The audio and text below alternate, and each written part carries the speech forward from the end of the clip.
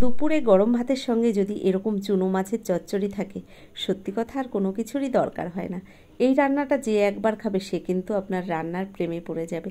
এতটা টেস্টি হয়, এক থালা ভাত কিন্তু এই মাছের চচ্চড়ি দিয়েই খেয়ে নেওয়া যায়, আর কোনো কিছুর দরকার হয় না। কি করে রান্নাটা করলাম চলুন আপনারা একবার দেখে নিন, আর এভাবে একবার বাড়িতে বানিয়ে নিন।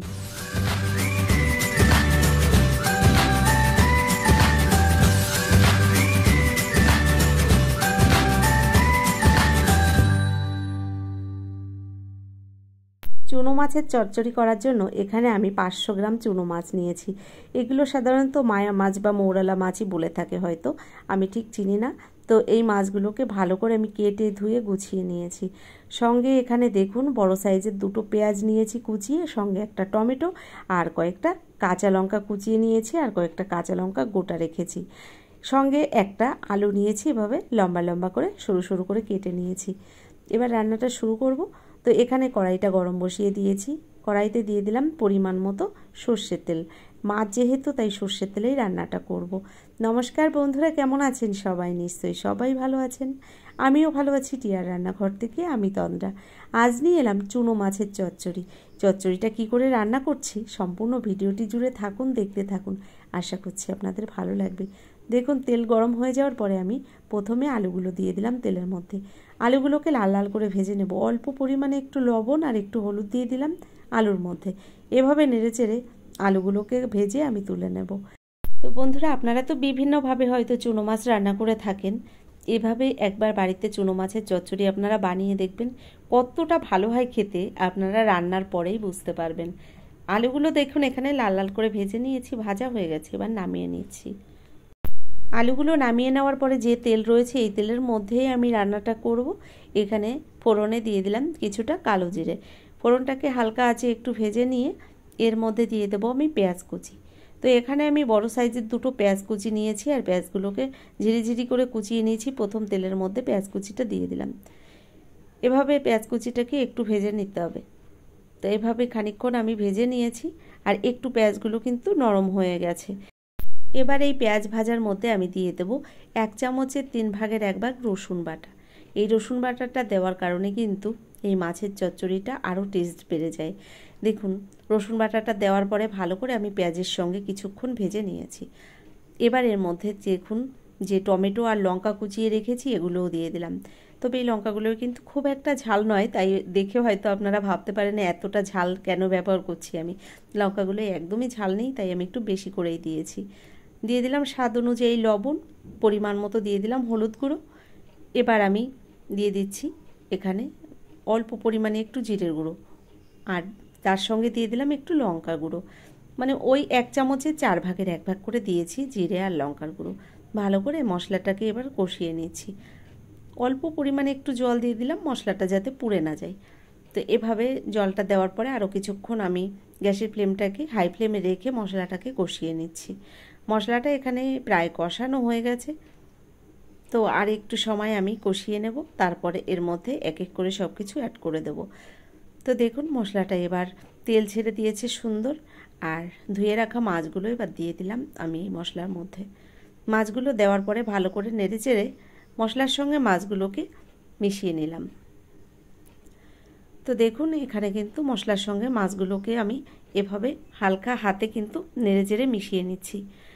অনেক সময় কিন্তু মাছ ভেঙে যাওয়ার চান্স থাকে, তো এভাবে হালকা হাতেই কিন্তু একটু নাড়াচাড়া করবেন। এবার দিয়ে দিলাম যে আলুগুলোকে আমি ভেজে রেখেছিলাম, ভেজে রাখা আলুগুলোও দিয়ে দিলাম, আর আলুগুলো দেওয়ার পরে আলুগুলোও ভালো করে মিশিয়ে দিলাম। এবার দিয়ে দেবো এর মধ্যে অল্প পরিমাণে একটু জল। তো দেখুন এখানে আমি অল্প পরিমাণেই জলটা ব্যবহার করেছি। আলুটা যেহেতু শক্ত রয়েছে তাই আলুটাকে একটু নরম করার জন্য আর মাছটাও সিদ্ধ হওয়ার জন্য অল্প পরিমাণে একটু জল দিয়ে দিলাম। এবার দিয়ে দিচ্ছি যে বাকি কাঁচা লঙ্কাগুলো আমি রেখে দিয়েছিলাম, লঙ্কাগুলো এবার দিয়ে দিলাম। লঙ্কাগুলো দেওয়ার পরে ঢাকনা বন্ধ করে আমি ঢেকে দিলাম 3 মিনিটের জন্য। চলে এলাম আবার 3 মিনিট বাদে। একটু নেড়েচেড়ে চেক করে নেব আলুগুলো সিদ্ধ হলো কিনা। তো বন্ধুরা এখানে একটা জিনিস মাথায় রাখতে হবে, একদম হালকা হাতে কিন্তু এই মাছগুলো নাড়াচাড়া করতে হবে। অনেক সময় আমরা কিন্তু এই ছোটো মাছ রান্না করার সময় ভেঙে যায় বা কড়াইয়ের সঙ্গে লেগে যেতে পারে। তো এভাবে হালকা হাতে নাড়াচাড়া করলে কিন্তু একদমই মাছগুলো আস্তে আস্তে থাকবে, একটুও মাছ ভাঙবে না। এখানে দেখুন একটা বাটির মধ্যে আমি সর্ষে পোস্ত পাউডার নিয়ে নিলাম 1 চামচ পরিমাণে।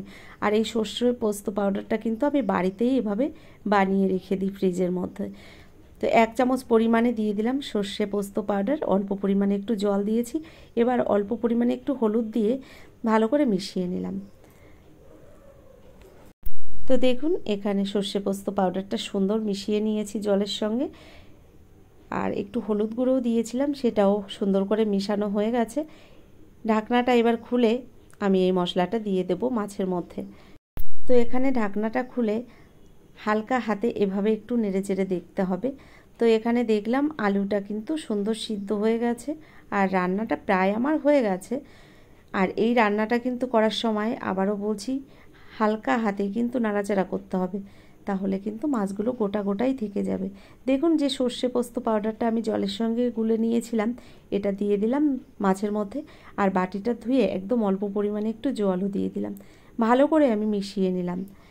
তো এভাবে মিশিয়ে নেওয়ার পরে আমি আরও 2 মিনিট মতো রান্নাটা করে নেব।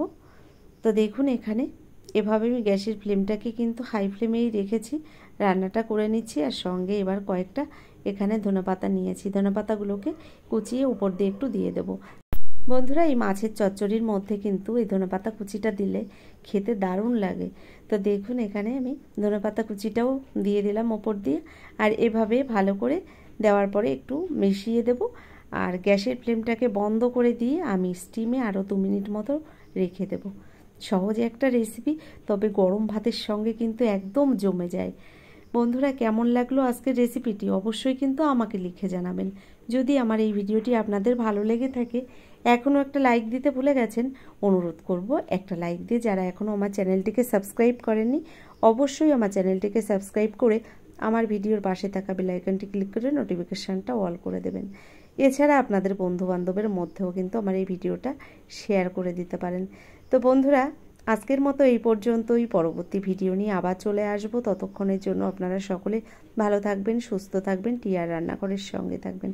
অসংখ্য ধন্যবাদ এতক্ষণ ধরে আমার ভিডিওটা দেখার জন্য।